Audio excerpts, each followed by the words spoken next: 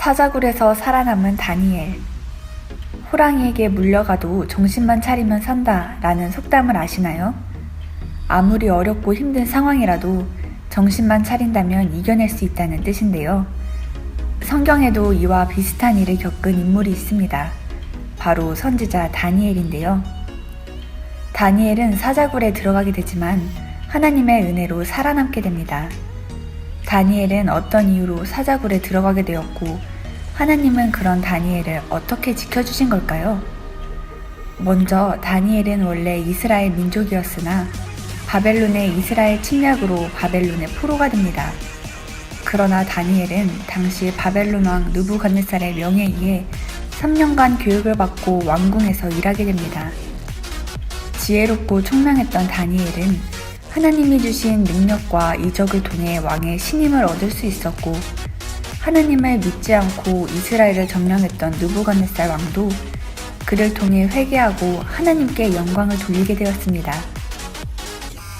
그러나 느부갓네살 이후 벨사살 왕의 바벨론 통치 때에 바벨론은 메대 왕 다리오에게 점령당하게 됩니다.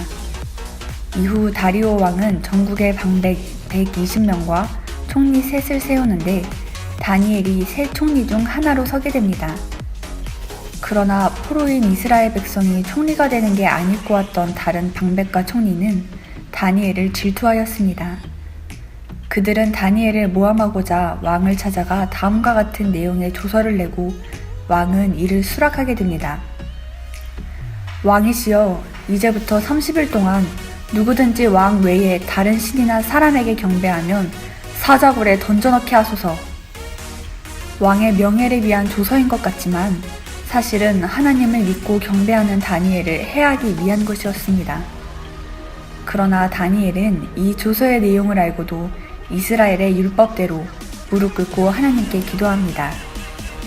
이를 노렸던 다니엘을 모함하는 무리들은 다니엘이 조서를 어긴 것을 왕에게 고합니다.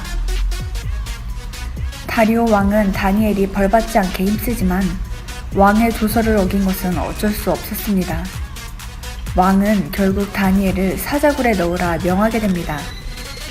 그 후 다리오 왕이 얼마나 상심하였는지 궁에 돌아가서는 금식하고 잠도 잘 자지 못했다고 합니다. 다음날 다리오 왕이 새벽에 일어나 급히 사자굴에 갔을 때 다니엘은 놀랍게도 살아있었습니다. 하나님께서 천사들을 보내어 사자들의 입을 봉해 주셨기에 티끌 하나 상하지 않을 수 있었던 것입니다. 이에 왕이 기뻐하며 다니엘을 사자굴에서 끌어올리고 다니엘을 모함하던 무리를 사자굴에 던져넣게 됩니다. 이후 다니엘은 다리오 왕의 시대와 바사의 왕 고레스 시대에 형통하였다고 합니다. 지혜롭고 신실하여 하나님의 은혜를 입고 하나님의 영광을 드러낸 다니엘.